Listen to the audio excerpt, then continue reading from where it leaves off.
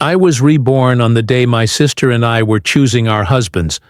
That was when I realized I could hear other people's thoughts. I heard my sister's voice in my head this time. I have to grab the best husband before she does.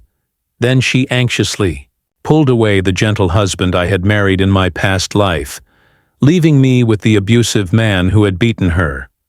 I laughed. Did she really think the man I had married before was a good person? Once again, I found myself on the day of the husband selection. Sitting across from us at the dinner table were two men of similar age. One was Logan Carter, the eldest son of the Carter family, cold and distant by nature. The other was Ethan Carter, the youngest son, though technically illegitimate. He was mild-mannered and gentle this time.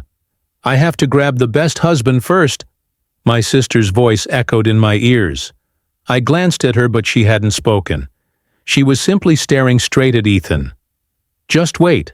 I'm going to take you away this time," her voice came again.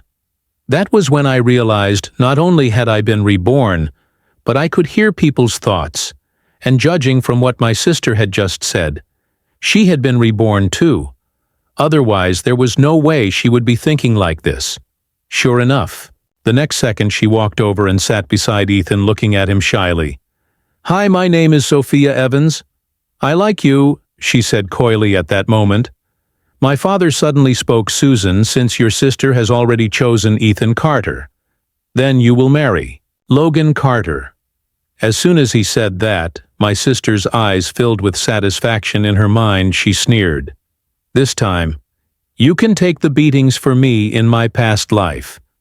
Sophia had married Logan. Logan was a successful businessman, always busy with work, and was known for being emotionally distant.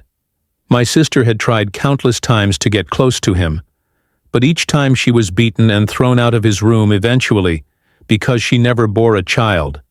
Mrs. Carter declared her infertile and kicked her out of the family. Meanwhile, I had married Ethan. Even though he held little power in the Carter family, he still provided me with food and comfort.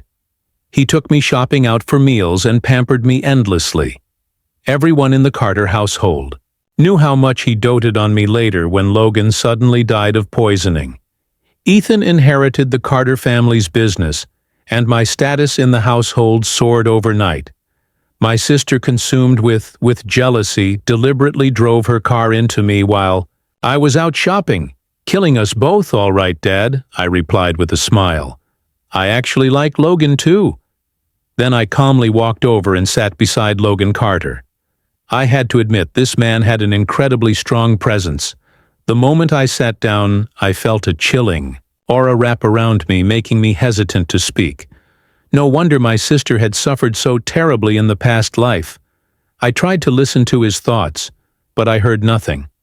However, when Ethan turned to look at Sophia with a smile, I suddenly heard his voice in my head.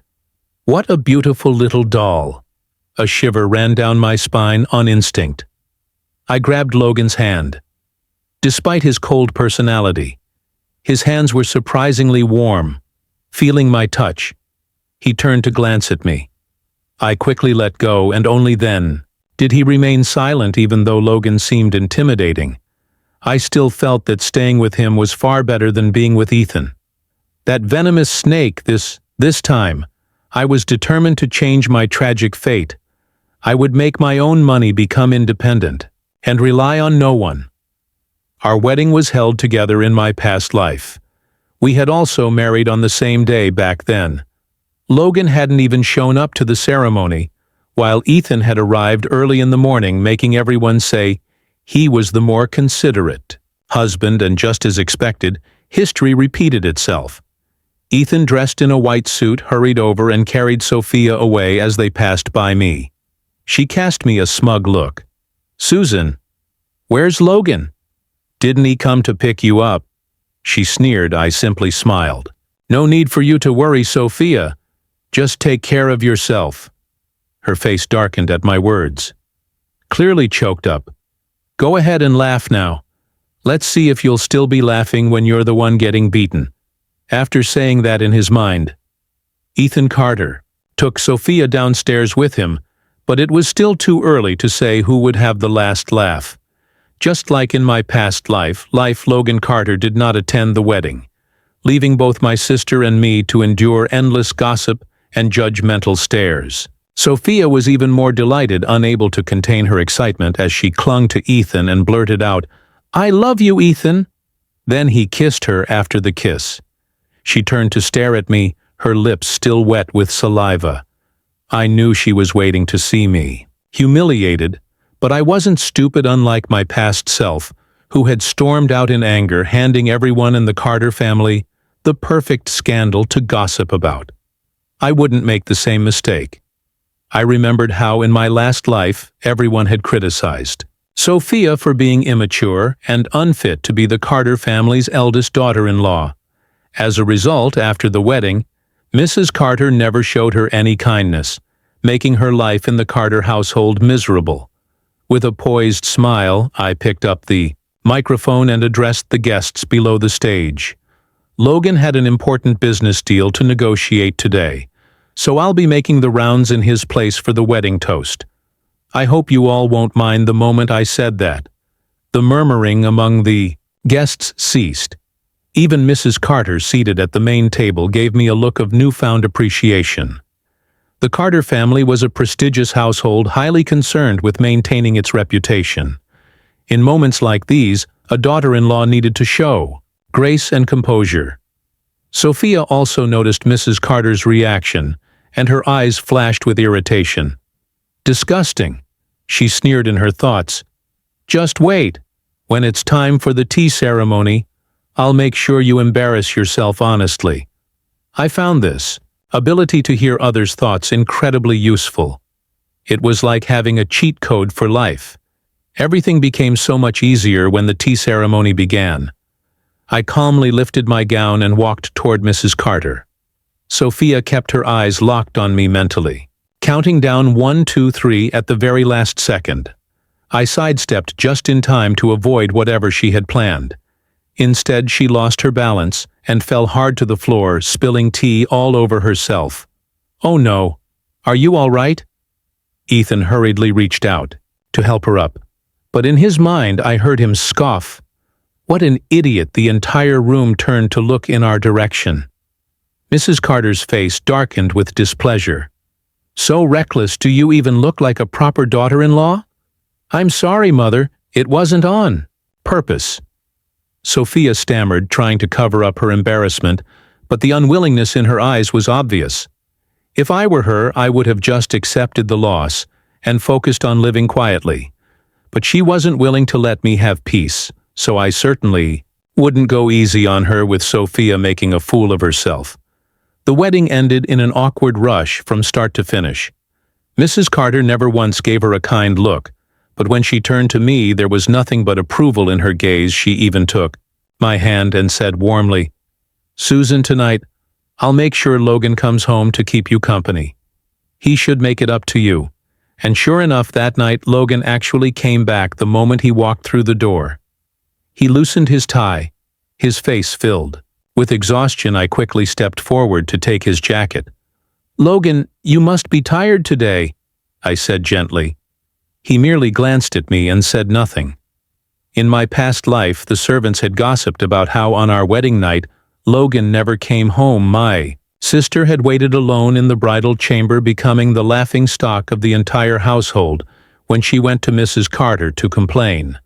She was scolded instead, told that she lacked the ability to win over a man's heart.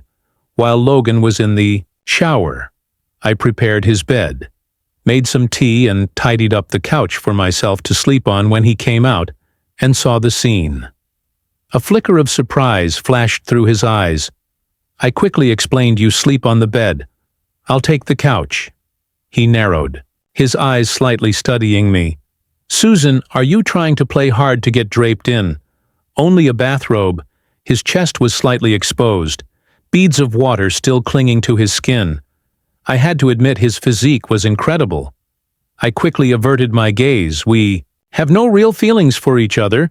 Sharing a bed would be awkward for both of us. If possible, I'd like to propose a partnership." Logan raised an eyebrow. What do you mean? After all, our marriage is just a business arrangement. Plenty of couples, in our situation, live separate lives and only put on a show for appearances. I married you simply to ensure a stable and comfortable life. I don't expect love hearing my words." He suddenly smirked. "You're smart. That works for me, too. I can agree to that I was just an ordinary person. I didn't have the skills or confidence to control a man's heart in the Carter family. Logan's attitude toward me would largely depend on how Mrs. Carter viewed me.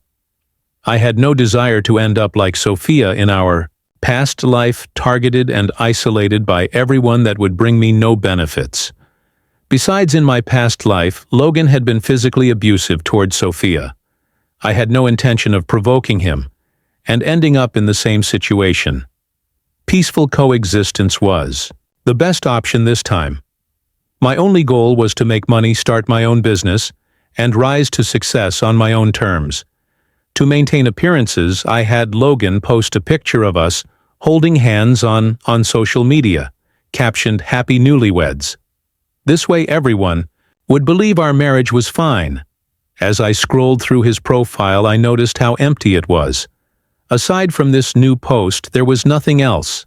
Someone like him must have a dull life that night. Logan really did take the bed while I slept on the couch. He had no concept of chivalry whatsoever. But I should be grateful. At least he didn't force me into anything the next morning. I was woken up by the sound of Logan working out. He was doing push-ups while listening to music. I had heard that emotionally cold men were usually frail, but his 8-pack abs and toned calf muscles were proof of his incredible strength, far superior to Ethan's physique. "Stop staring. I'm not interested in you," Logan suddenly said, getting up from the floor. He put on his shirt and added, "Get ready. Let's go eat breakfast." I knew what he was really saying. He wanted people to see us together, to make it look like we were in love. Honestly, he seemed reasonable. I still couldn't understand why he had abused Sophia in our past life. After getting dressed, I left the house with Logan. The moment we stepped outside, I saw Sophia and Ethan walking toward us holding hands. Sophia wore a strapless dress, her collarbone and shoulders covered in hickeys, which she deliberately showed off as she leaned closer.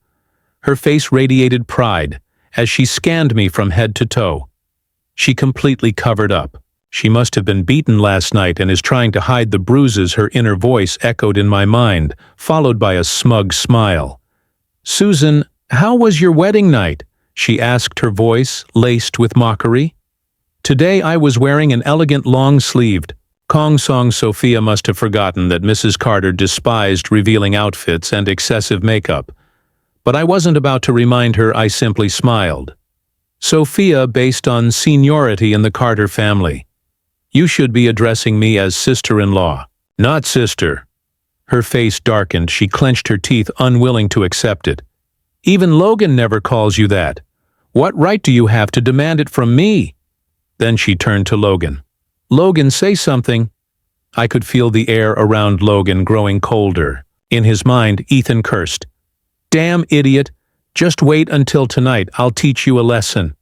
He tugged on Sophia's hand, silently signaling her to stop talking, but she was completely oblivious to the danger she had just put herself in.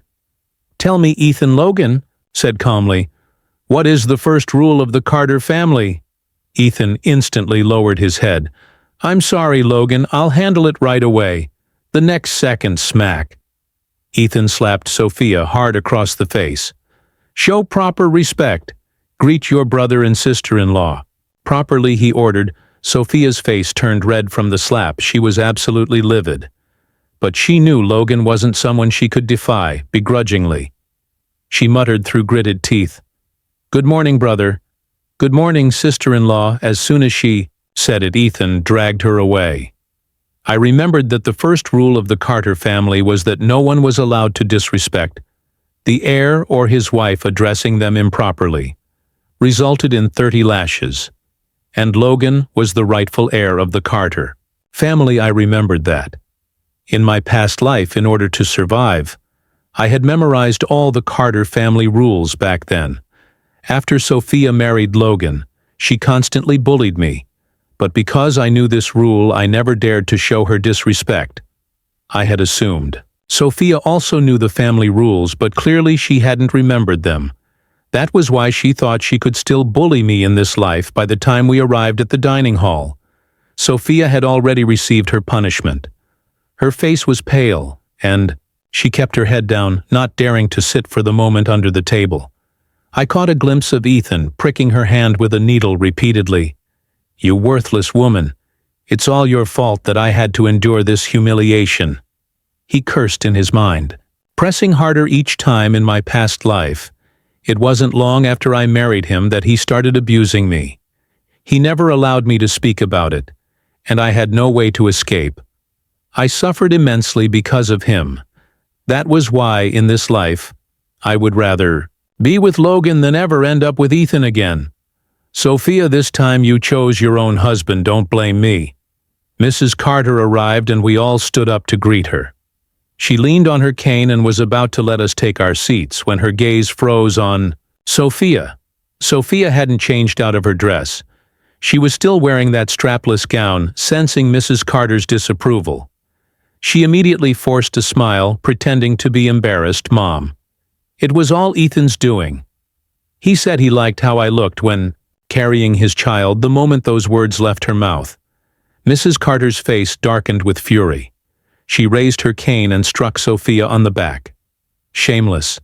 What you do as a couple is your own business. But you are not to speak of such things in public, and don't ever dress so indecently again. You're humiliating the family in my past life. Even a maid had been dismissed just for wearing shorts. That was why I had always been careful. I only managed to survive in the Carter household because I lived cautiously, but Sophia always assumed that my good life was because I had married the right man. She completely misunderstood. Why did she think a good life had to depend on someone else? "I'm sorry, Mom, I didn't know." Sophia whimpered, sweat bead on her forehead from the pain. Ethan quickly chimed in, pretending to take responsibility. "Mom, it's my fault, I forgot to remind her." Although he sounded remorseful, I could hear his inner thoughts. "Serves you right. Watching you get beaten is the best entertainment." Disgusting, what a psychopath, since she was a newlywed daughter-in-law. Mrs. Carter didn't reprimand her any further. She took her seat and instructed us all to eat. Logan remained silent the entire time, but while we ate, he casually placed some food onto my plate. I could feel Sophia's seething gaze on me as if she wanted to tear me apart, smiling even more brightly. "I said thank you, honey." Mrs. Carter looked pleased as she turned to me. "Susan, after lunch, you should go to the company with Logan and start learning as the eldest daughter-in-law of the Carter family. You need to understand the business." I had expected this in my past life. She had said the same thing to Sophia at the dining table, but Sophia had responded, "I don't want to learn. I can just rely on Logan for the rest of my life." She had willingly pushed away a golden opportunity. So when she was eventually kicked out of the Carter family, she had nothing left. "Of course, Mom," I replied obediently. Logan took me to the company the entire ride. I tried to listen to his thoughts, but heard nothing well that made sense. A man like him wouldn't be swayed by emotions. He had nothing to worry about when we arrived. Logan brought me to his office. "Wait here," he said flatly before walking out through the glass door. I saw him heading toward the conference room in a hurry. Curious, I followed inside. He was negotiating with a British businessman about selling a formula he had developed for. Fortunately, before coming here, I had already done my research. This deal was a critical one for the Carter family. I heard the British man's thoughts loud and clear. "This formula is only worth a few $100. This time I'll make sure to rip the Carter family off." I looked at him. In surprise, his expression was calm and composed, giving nothing away. No one would suspect. The scheming going on in his mind, he confidently quoted a price of $3 million. Logan hesitated, not responding immediately. Sensing an opportunity, the man pressed further. Mr. Carter, I assure you this product will bring you far more value than 3 million. Just as Logan was about to agree, I pushed the door open and walked in. Hello, I greeted in English. Then I picked up the bottle of skin care serum he had developed and examined it closely. I'm a woman, I understand skincare products better than most. Your formula only contains whitening ingredients. It doesn't have any anti-aging or wrinkle-reducing properties. And as an engineer, you should know that surface-level whitening effects are negligible at best. So tell me, why exactly is this formula worth 3 million? The British man was stunned. Logan leaned back, watching me with interest. Not interrupting, I took that as a silent invitation to continue. However, I added, since this is a foreign product and you've done quite a bit of promotion on social media, many people are already familiar with and trust your brand. So I'll offer you this amount. I raised a single finger. 1 million, I said. The man looked shocked. Jack, 1 million is already quite generous. Think it over. Logan said, his gaze sharp. No, I interrupted. I'll give you 10 euro for a formula that's barely worth a few 110,000. Is already my final offer. The room fell silent. The British man stood up abruptly, clearly angry in broken Chinese. He demanded, Miss, who are you to name such a price? How am I supposed to do business like this? Fine, I won't sell it. It's not like you must have it with that. He turned to leave. Jack, Logan's voice was calm, yet commanding.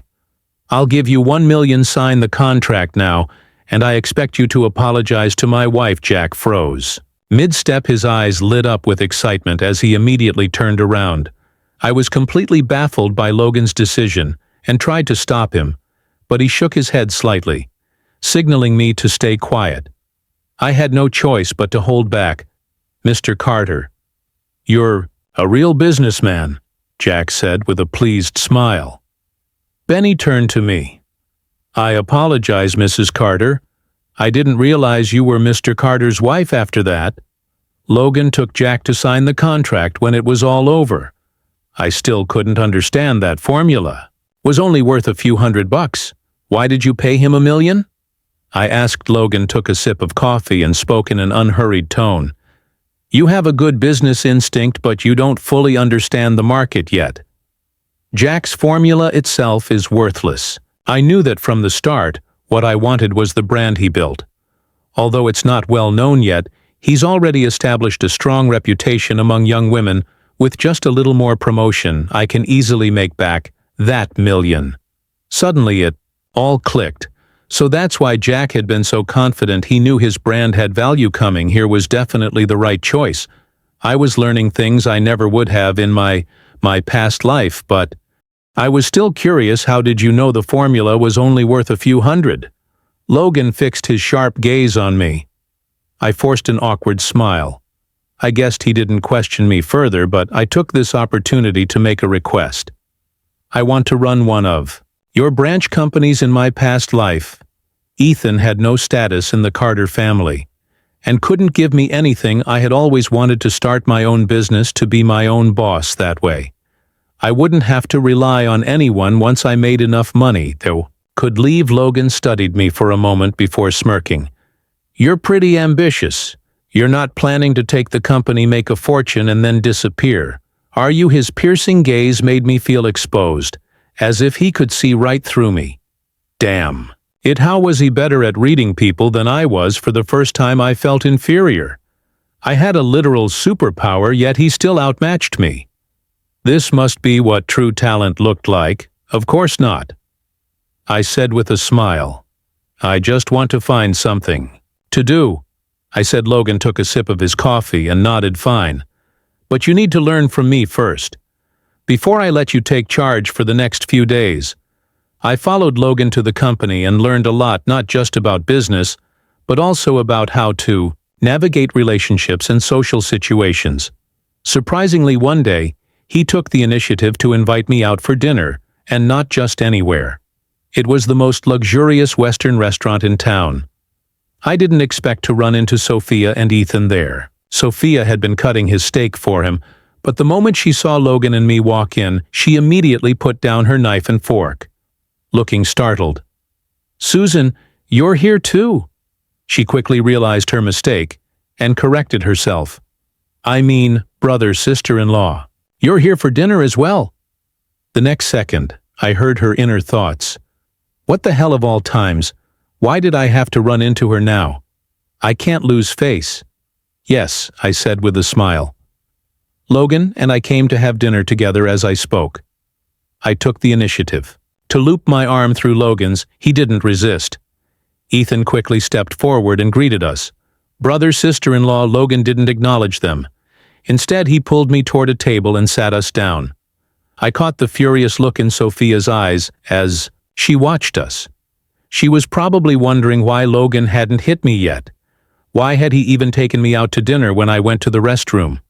Sophia was waiting for me outside.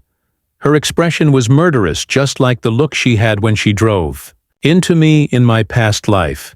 "You must be getting beaten up behind closed doors," she sneered. "Stop pretending, just looking at you makes me sick." Hearing her words, I chuckled softly. Then my eyes landed on the needle marks on her arm. "Oh, my Sophia," I said, with mocked concern. "What happened to your arm? So many needle marks." Her eyes flashed with panic as she quickly covered her arm, glaring at me. "None of your business. It's just something fun between Ethan and me." Then she smirked, leaning in. "Not that. You'd understand Logan probably hasn't even touched you, has he? Unlike Ethan, he wants me all night long. I'm exhausted." She was clearly miserable, but still trying to act superior. I was curious how long she could keep up this facade. "That's wonderful," I said with a bright smile. "I wish you both a lifetime of happiness." I turned to leave, but she suddenly grabbed a fistful of my hair and yanked hard. You mocking me?" she snarled.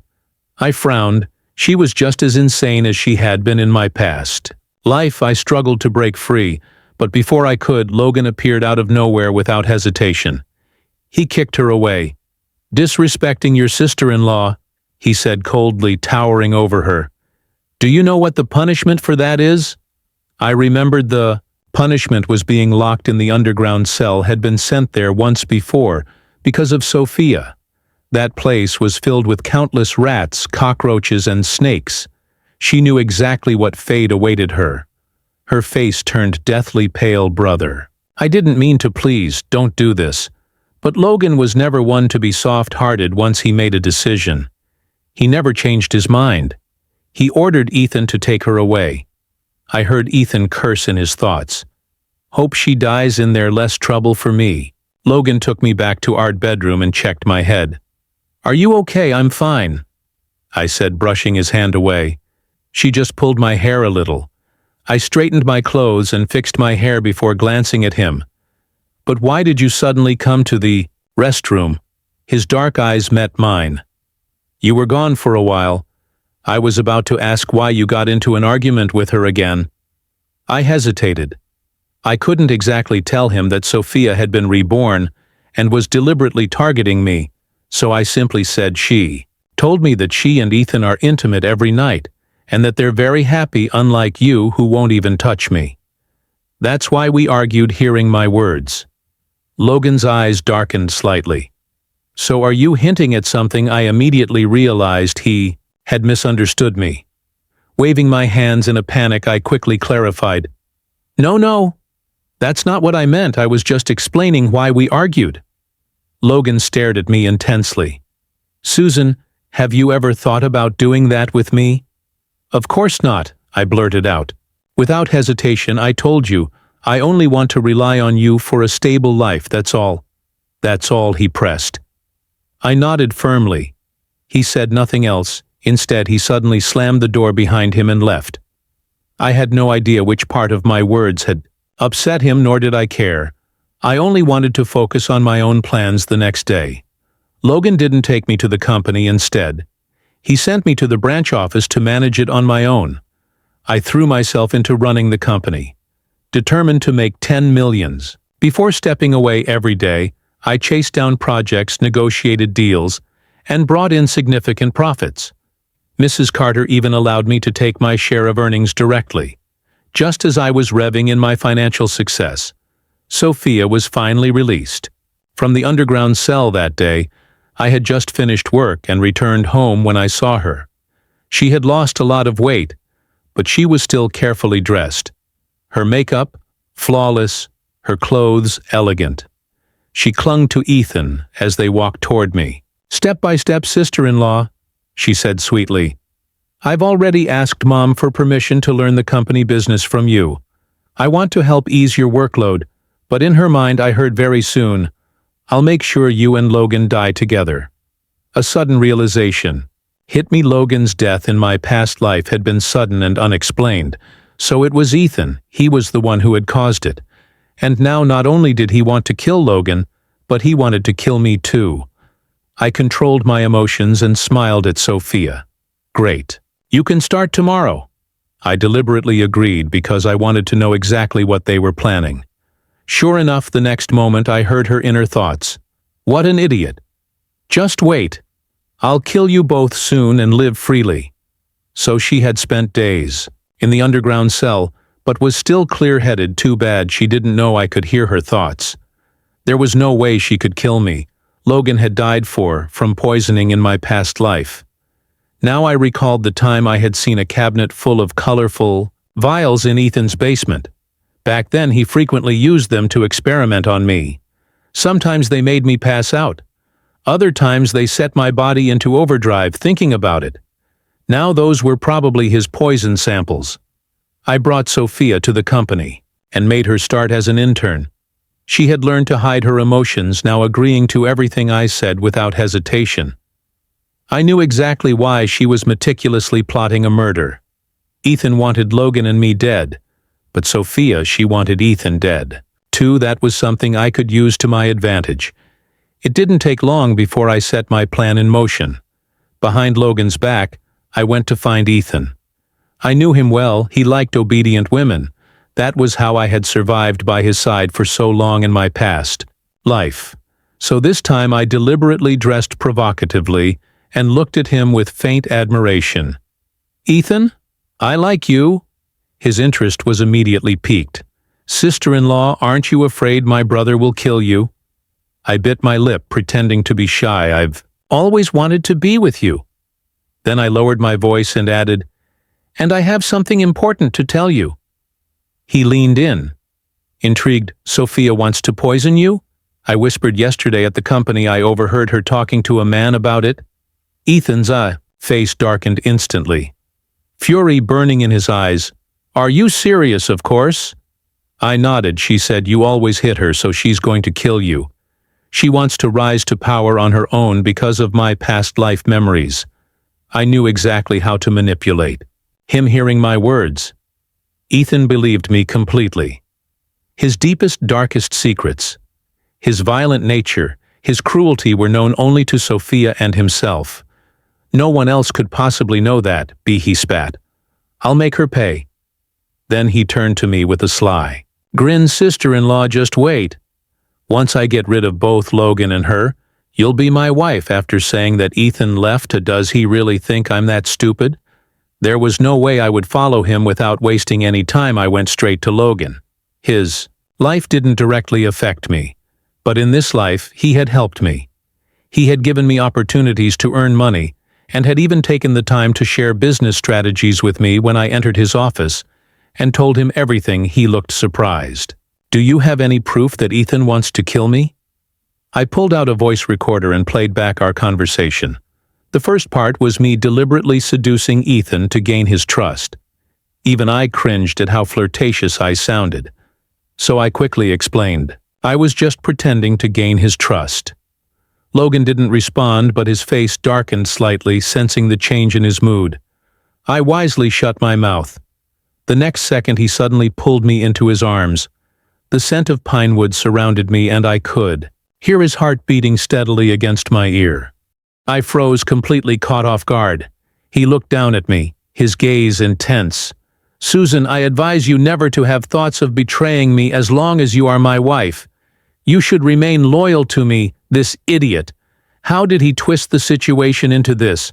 Forget About that for now, I said, shifting the conversation. The important thing is that your brother is planning to kill you. What do you want to do about it? Logan's expression remained indifferent. Let's see if he actually has the ability to kill me. If he fails, then he's the one who dies. It was as if he didn't take Ethan's schemes seriously at all that night.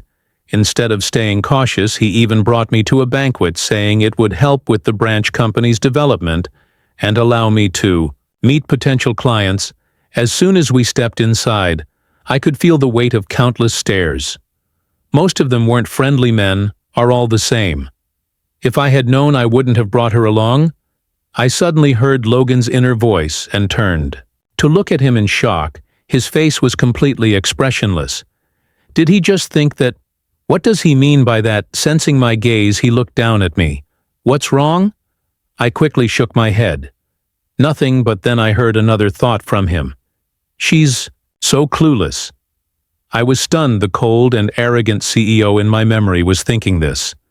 I forced myself to stay calm and kept my emotions in check after the banquet. Logan took me home. Sophia and Ethan were waiting for us in the living room. Sophia smiled warmly and invited us to dinner.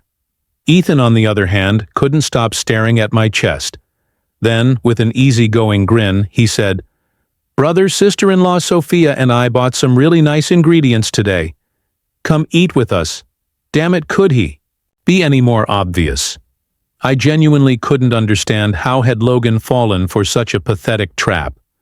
In my past life, the dining table was filled with delicious dishes, but I didn't dare take a single bite under the table.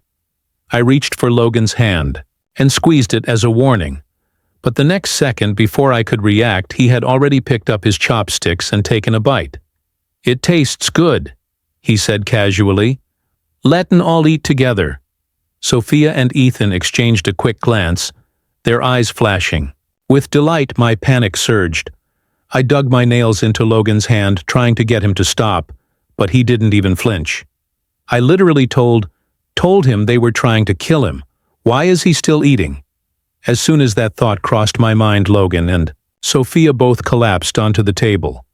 Mrs. Carter stormed in at that moment, her face livid. "Guards, take these two filthy traitors to the underground cell. They are never to leave again." I barely had time to process what was happening before Logan turned his head toward me, his lips curving into a faint smirk. "Susan, I'm not as foolish as you think," he said. "I already informed my mother to install security cameras throughout the house. The moment Ethan spiked the drinks, we switched them out. Instead of poison, they're the ones who drank sedatives." Then his voice lowered slightly. "But you seemed really scared for me just now. You're not falling for me, are you?" For some reason, my heart started racing at his words. "I'm not," I said quickly. "I was just afraid that if you died, I'd have no one to rely on." He let out a brilliant smile. "Is that so?" With Sophia and Ethan locked away in the underground cell, I finally breathed a sigh of relief.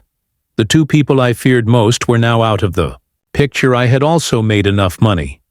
Now the only thing left was to bring up divorce with Logan. But I had been waiting for an opportunity, and Logan had been incredibly busy, barely coming home. I could only wait for the right time. That day I heard from the servants that Ethan and Sophia had been repeatedly asking to see me. I decided to visit Sophia first. Her hair was a mess, and she looked exhausted, but her eyes still burned with unwillingness. "How did you know I was trying to kill you? Did you find out the next second?" Her eyes widened in realization. "I see you came back too, didn't you?" I smiled and looked at her. "Sophia, you're only realizing that." Now her face twisted in fury as she lunged at the bars, gripping them tightly as if she wanted to rip me apart. "You little bee. You've been hiding so well. You knew Ethan was a psychopath all along, didn't you? You just stood by and watched me jump into the abyss. Susan, you're so cruel." I met her gaze, staring at a face that bore some resemblance to mine. She was my sister by blood. Yet in my past life, she had personally killed me. If I hadn't been able to hear thoughts in this life, I would have died all over again. You chose Ethan yourself. You also chose Logan. No matter who you pick, you're never satisfied. So you blame me, but have you ever thought that the real problem is you? I said coldly, you want to rely on men. I just want to rely on myself. That's the difference between us, but why do things always go smoothly for you? No matter who you're with, she screamed in frustration. You think my life is easy? I scoffed. I've been fighting for my survival. Every step of the way I earned everything I have. But you've never put in any effort. You expect others to save you. That's why you deserve this outcome, with that. I turned and walked away behind me. Sophia screamed in rage. Just you wait, next time I won't lose to you. Next I went to see Ethan. He was neatly folding a blanket. Some habits never changed. His obsessive, compulsive tendencies were still there when he saw me. He actually chuckled. Susan, you're clever, he said. You're a great actress, you know. I actually believed you wanted to be with me.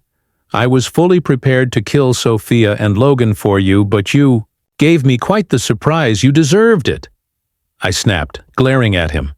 His face overlapped with the twisted image of him from my past life. The man who had tortured me. My anger burned even hotter. He took slow, deliberate steps toward me, his gaze sweeping over me from head to toe. If I wasn't locked up here, he murmured, I'd pin you down and inject you with something that would make you feel pure bliss. I couldn't listen anymore. Ethan, you're going to rot in hell, I spat before turning and running out. Even after I left the underground cell, my breath was still unsteady. I couldn't shake the image of his deranged expression, but at least in this life, I had finally escaped him. That night, Logan came home drunk, the moment he stepped into the bedroom. He stumbled forward, crashing into me. We both fell to the floor.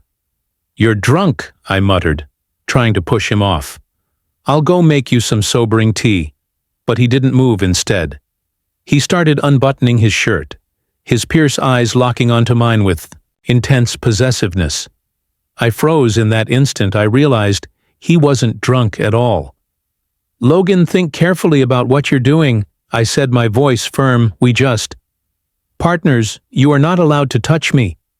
He suddenly covered my mouth and whispered in my ear, no matter what you are, my wife and I will touch you.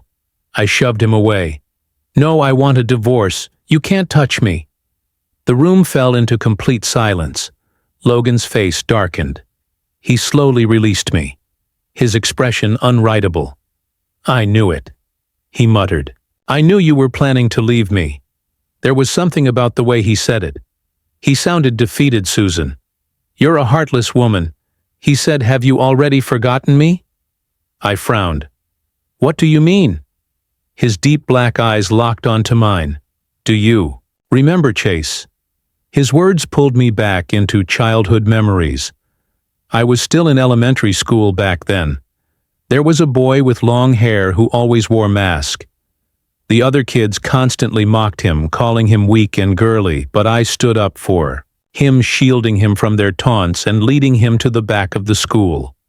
You can't be this timid, I told him. You have to learn to protect yourself. He slowly lifted his head and took off his mask. Thank you, he said softly.